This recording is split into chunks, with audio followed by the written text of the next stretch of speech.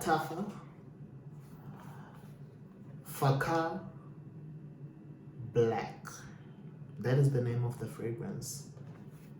It may look like an expensive, niche, high-end type of fragrance, but it is dead cheap. And it smells like YSL. And as you can see, the packaging is as elaborate and as pretentious as possible, as most of these the Middle Eastern houses like to do things. You know, they like to give you a bit of a presentation of some sort. So as you can see, the box, the bottle sits here in this lovely box, and yeah, it tries too hard. So essentially this fragrance is a clone of YSLY, and if you know YSLY, as soon as you smell this, it is very easy to pick up, the similarities. It's not a one-for-one, but it definitely has, the nuances and some of the notes, and as some of these clone brands would have it, mine is always dripping here. I always see the lid whenever I pull off the lid, there's always a drip of some sort, so with that said, Lattafa Fakhar, very, very cheap. It's the House of Lattafa specializes a lot in a lot of clones. They clone a lot, not really one-to-one, but if you're familiar with YSLY, like I said, you'll pick it up off the bat that there's a bit of YSLY here. So you can say YSLY inspired, I prefer to call them that. I bought this as a blind buy, based on some online, recommendation, and it's been a pleasant surprise, I must say. There's a female version of this. It's called Lattafa Fakhar Femme, I think. And I bought that one for my wife as well. I'll give a review later on in another video. But all in all, this is a great fragrance. It's a 2021 release.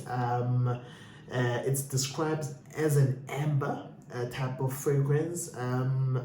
Top notes of this: apple, ginger, bergamot. So a bit of fruity, spicy, tone at the top. You've got your lavender, sage, juniper berries, and geranium in the mid, and then tonka bean, amberwood, cedar, and vetiver at the base. So it's a very, very pleasant smelling fragrance. It comes highly recommended. I highly recommend this. You shouldn't pay anything more than 350 for this. And I'll post the places where you can buy this in the link. So it's highly recommended. Obviously, like I said, the presentation is a bit pretentious, so people think you have a very expensive niche fragrance, while you actually don't. But it actually smells like a bit like YSLY, if you're familiar with YSLY. So in terms of wearability, if you're going to use this as a daily scent, well, go ahead.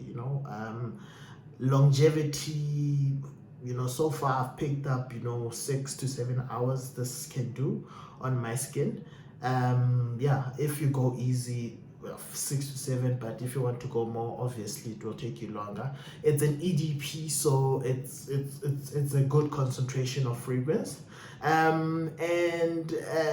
Can you buy this as an alternative to YSLY?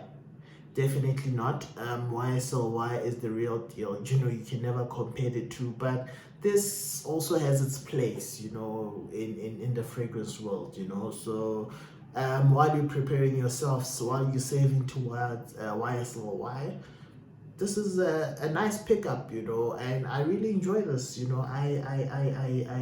I really love the presentation, a bit over the top, but it's nice to have something like this in my collection. And yeah, it comes highly recommended. Beautiful note, beautiful opening, if you know YSL, as soon as you pick up the scent here, you just know, this is YSL inspired. And yeah, a decent cheap alternative to YSL while you're still saving for YSL. This is a great pickup, and you know, I really loved it. And yeah, and I think I'll enjoy this a lot. And yeah, and I would recommend you get yourself a bottle as well. So with that said, please subscribe and like the video. And yeah, till the next review on the My Fragrance Journey channel. Peace.